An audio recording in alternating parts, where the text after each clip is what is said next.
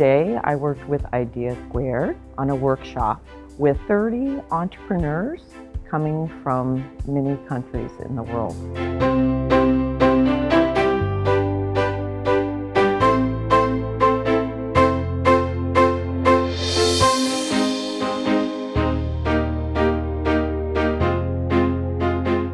They come to address unmet clinical needs from a wide range of areas. When developing our idea, we were very focused on the stats and how big of a problem it was numerically in percentages.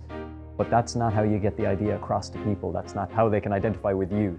If I had had access to the technology we're proposing, I'd have been diagnosed within a month, as opposed to the 12 years it took me to get a diagnosis and many surgeries and invasive things like that.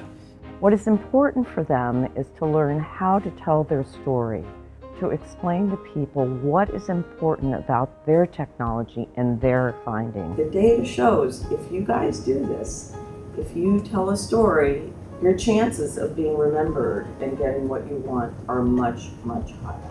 It is simply a different way of thinking about information and the way you want to give it to the others. So hopefully I'm going to be able to